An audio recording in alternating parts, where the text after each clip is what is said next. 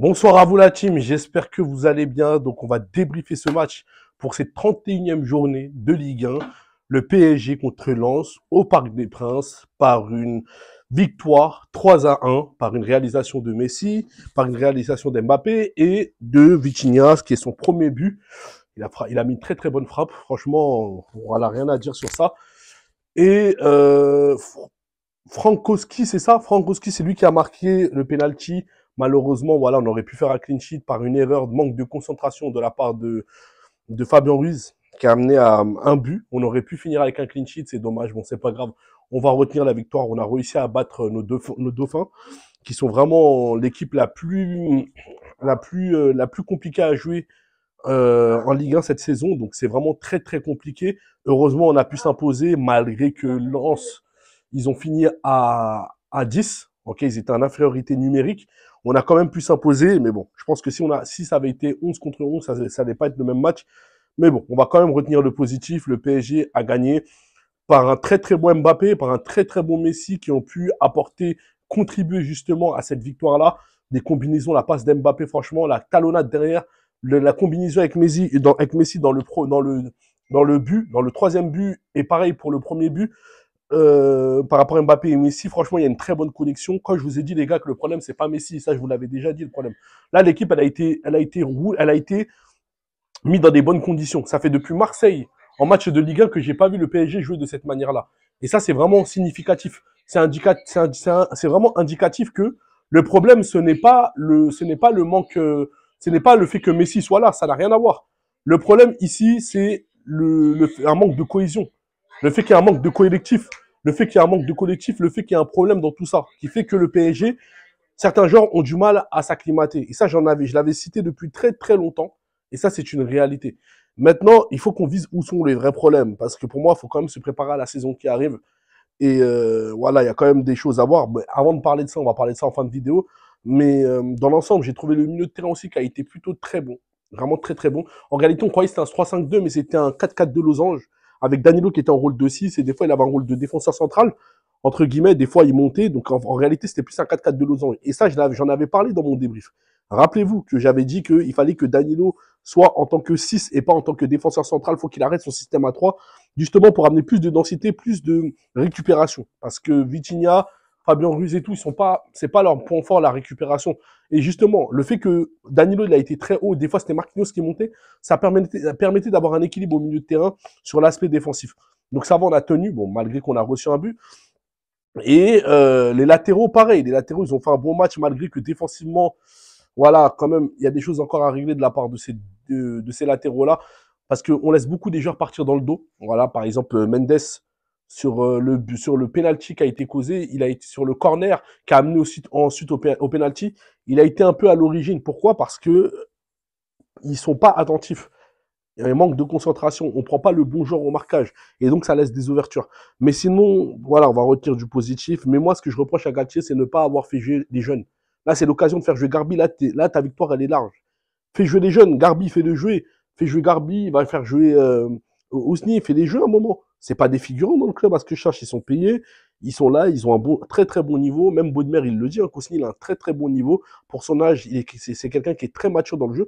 À un moment, il faut que ces gens-là, ils jouent. Après, on va s'étonner que lorsqu'on va les vendre, ils vont partir dans un autre club. Après, ils vont encore briller. Après, on va pleurer encore une fois. Faut qu'on arrête. On a fait trop d'erreurs. À un moment, les jeunes, ils doivent jouer. On gagne. La victoire, elle est large. On est en train de dominer Lens, malgré qu'ils étaient à 10. Là, c'était l'occasion de les faire jouer. Mais bon. Ensuite, moi, comme je répète encore une fois, les supporters parisiens, quand je vous ai dit que le problème, c'était pas Messi. C'était pas Messi le problème.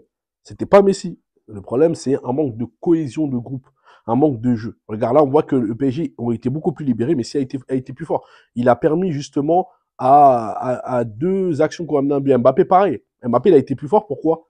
Parce que l'équipe est forte derrière. L'équipe, elle a été meilleure. On a trouvé une fluidité dans le jeu. On a trouvé justement une équipe qui a été, il y a vraiment une vraie cohésion. Et ça, c'est indicatif. Ça montre ça montre clair et net que si l'équipe n'est pas bonne derrière, tu peux pas demander à Messi ou Neymar ou Mbappé de venir et de faire des exploits individuels sur 60 mètres. Non, les gars. Il faut qu'on soit quand même objectif. C'est pas, à un moment, faut qu'on arrête, hein. Voilà, c'est bon. Il faut qu'il y ait une équipe derrière. Et là, on a vu, là, Vitinha, il a marqué. On a vu que là, il y avait un milieu de terrain qui a été solide. On a vu Soler qui a son seul match où il a été bon. C'est son seul match où il a été bon. Mais voilà, franchement, voilà. Ensuite, bon, voilà, on s'approche de cette victoire, de cette de ce 11e titre de Ligue 1. On espère l'avoir. Il reste encore 7 journées. Voilà, il reste encore 7 journées. Le PSG doit encore être concentré. On espère par la suite parce que avec le Paris Saint-Germain, tout est possible. Mais sinon, en dehors de ça, vraiment, faudrait qu'on se projette par rapport à la saison qui arrive. Et les négociations commencent maintenant. Faut pas attendre que le mercato s'ouvre pour faire les négociations. C'est maintenant. Les gens qu'on doit virer, qu'on doit essayer de voir, ceux qui doivent partir, c'est maintenant. Ceux qui peuvent rester, qui peuvent prolonger, c'est maintenant. Comme ça, c'est des problèmes réglés. Les gens qu'on doit négocier, c'est maintenant. Galtier, c'est maintenant que son sort doit être scellé, et c'est maintenant qu'on doit commencer à se préparer, à savoir quel coach va le remplacer. C'est maintenant. Faut pas attendre que le mercato il commence, comme on l'a fait le mercato de l'année dernière. Non, c'est maintenant. C'est maintenant que tout commence. Et pareil, c'est la même chose. On veut négocier des joueurs, c'est maintenant qu'on doit commencer à négocier des joueurs. Parce que normalement, à la base des négociations, ça se commence 6 mois auparavant. On n'attend pas le mercato pour se dire, attends, dernière minute. Non, non, non, c'est maintenant. Là, on a une enveloppe qui est large. On est rentré sous les coups des fair play financiers. Il faut qu'on recrute comme il se doit. Tout simplement. Donc, c'est maintenant qu'on commence les négociations. Il y a des joueurs qui sont gratuits. Il y a des joueurs qui sont libres. Il y a des joueurs qu'on peut avoir comme Edin Dzeko, comme Giroud qui est gratuit, comme Marcus Thuram, Rabiot qui est gratuit, qu'on peut le récupérer, bien sûr, s'il vient, il faut qu'il s'excuse envers le public. Il y a Ndika, le joueur français de 23 ans qu'on peut récupérer, qui est gratuit. Tu as Rafael Guerreiro que tu peux prendre comme doublure. Bernat, tu le fais partir et tu le prends comme doublure. Tu as des profils comme Kovacic que Chelsea veut vendre, on peut le prendre. Tu as des profils comme Brozovic que l'Inter veut vendre, on peut le prendre.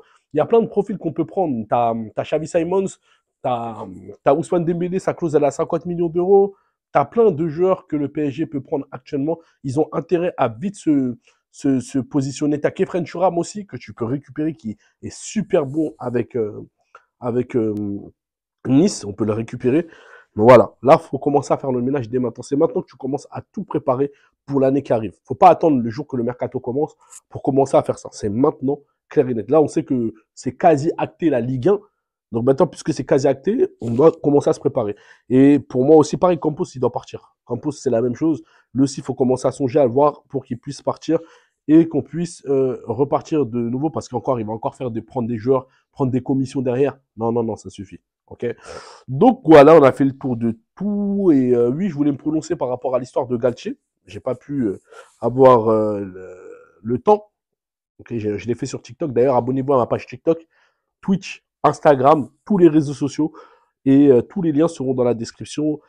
Et on parlera par rapport à tout ça. Mais vraiment, si ça avéré que Galtier a dit ça, il ne peut pas continuer le Paris Saint-Germain. Et aucun club en Ligue 1. En Ligue 1 où c'est pas possible. J'espère très bien pour lui que c'est faux. Parce que là, tu vois, il y a Digard qui dit que la vérité éclatera. Il y a beaucoup de joueurs qui ont parlé, qui ont dit qu'il y a eu des problèmes. Ok, donc Lemina qui a parlé. C'est vraiment très compliqué là. C'est vraiment très compliqué. Il est dans une position qui est très délicate. On espère pour lui que c'est faux, mais bon, franchement, avec tous les éléments qu'il y a, c'est très compliqué de lui donner raison. Malheureusement, c'est un fait. Les musulmans qui sont dans le groupe, les noirs qui sont dans le groupe, ils commencent à se que tous, ils se retournent tous contre le coach. C'est pas pour rien. Donc voilà. Sur ce, voilà, bonne soirée. Passez une bonne soirée. Bon fin de Ramadan. Bon fin de Ramadan. Et voilà. Sur ce, passez une bonne soirée. Et au prochain match. Et je vais faire mon débrief tout de suite sur TikTok. Venez tous sur mon débrief. Incroyablement parisien. Je vais tout mettre en description. Et sur ce, passez une bonne soirée et allez pas.